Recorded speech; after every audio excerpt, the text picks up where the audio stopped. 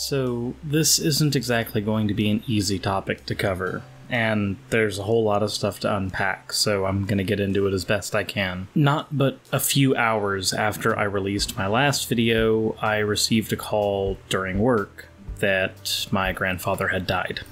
I know there's a bit of a rule about not mixing your personal and professional lives, but even when I get to the point where I can do YouTube professionally, I always want to be as real with you guys as I possibly can. With that said, I asked the question on Discord if I should release my next scheduled video, which was going to be another episode of Dangers of Woo, or if I should release a video talking about atheists grieving and loss. Given the nature of what had just happened, I figured it would be prudent to ask my fans, and the overwhelming response in Discord was that I should tackle the topic of loss.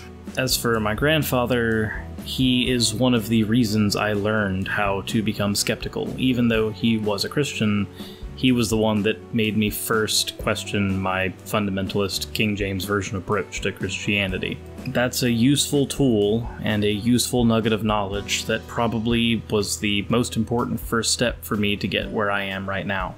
I've mentioned it before on my channel, and I definitely need to mention it again. If it were not for my grandfather, I would not be a critical thinker today. Not just that, he helped write the curriculum for the high school that I ended up going to shortly after I was introduced into the public education system.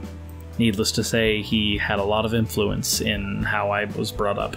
Now, we've known that we're going to lose him for about 2.5 years now. He was in the military, and let's just say that there were some complications from his military career that were causing some massive health issues later on down the road. But what we were preparing for was for a few nights of wrestling in the hospital and then ultimately losing him. What we got was a phone call that he had fallen and died while my grandmother was also in the hospital and unable to aid him.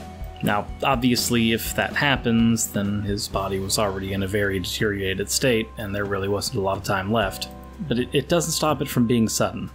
If I were to use one word to sum up the way I feel, it is finality. When you're an atheist, well, not necessarily just an atheist, when you're a religious nun, because there is a difference, given that some Buddhists are atheists and believe in reincarnation. We don't have the same comfort that we're going to see this person again. And that really didn't hit me the way that I thought it was going to until some friends of the family came over, and during part of the conversation they said that, "Don't worry, we'll be with him soon." Now, from my perspective, I obviously hear something completely different when I hear that. I hear an echo of finality, that more people that are close to me are going to die, and there's nothing I can do to stop it. And that's something that I've come to terms with, but it is also something that pains me, as it should probably pain anyone. You see, when you're a Christian, you have the thought that you will see this person again. This is not the end for you, and it is not the end for them, and it's not the end for both of you.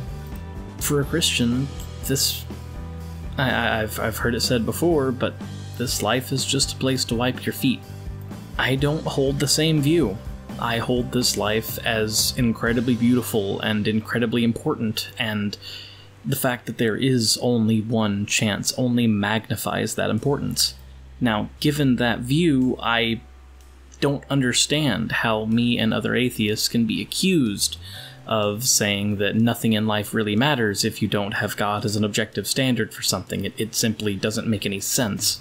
When you don't have a religious belief, this life is the only shot you get. It magnifies its importance. And outside of drugs or alcohol, you don't have anything to dull the pain, unless you have a support network. But that's something religion does better too. If any of you have been paying attention to the internal dramas that have been taking place in the atheist community as of late, we are not a united front.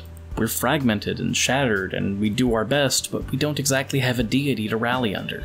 So the most we can do whenever somebody dies, whenever one of our own is taken from us for any reason, the only thing we can really offer is condolences. There's not really anything more powerful that we have. There are no thoughts and prayers. There are no thoughts that you're going to be seeing these people again. There's just the knowledge that that's it. The last moments that you shared with this person are the last moments you're going to have. Now, you all know that I lost my job a little while back. I have a job again, so that's not what this is about, but when that job was still mine, I had just recently earned my vacation days. The original plan was to use those vacation days in order to facilitate a trip down to Florida, where my grandparents lived, for what I deemed was going to be the last time we would get to see my grandpa, as the time before was his last stroke in the hospital. And let's just say that the person who I talked to then was not the same person who I talked with the last few years. From what I had gathered, he had managed to improve and recover enough to where a visit here would be fruitful. He was at least mostly his good old-natured self again. Unfortunately, obviously, before I had a chance to take any of that vacation and come down here, that job was ripped out from me. Now, this is not my attempt to blame my employers of the time for anything that they did, but it does mean that the last chance that I had to spend time with this person that was not near a hospital bed or a memorial service was taken away. And again, the only word that can really describe how I feel about that is finality. When I did lose my job, I had not thought of the implications of what that meant. That was one of the biggest plans that we had that was going down the drain. So what do you do when you don't have a religion for comfort, and you don't have a faith to hold on to let you know that you're going to see this person again? And I have some very good friends that cling to their faith only for the thought of seeing a family member again. Well, if there's one thing that I have found in this community that we do incredibly well, it is bond together. We are not a united front. We do not sing under a banner and give praise to a deity, but we do recognize the worthlessness of thoughts and prayers. And so we also recognize that there is a certain level of pragmatism that needs to be utilized when it comes to situations like this.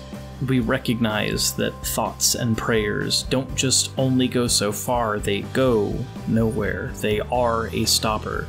They are an immediate stopper to any type of help that a person could possibly get. So what I have seen with this community is they do bond together and help whenever something like this happens.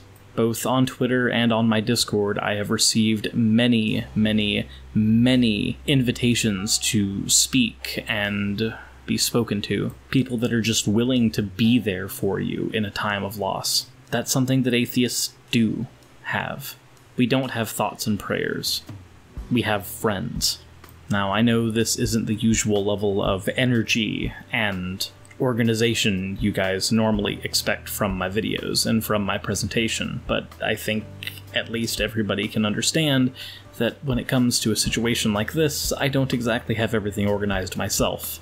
In fact, as I'm recording this video, I am actually in Florida right now. I am not around my house or my studio. I grabbed everything with me on the off chance I would need it, and here I am.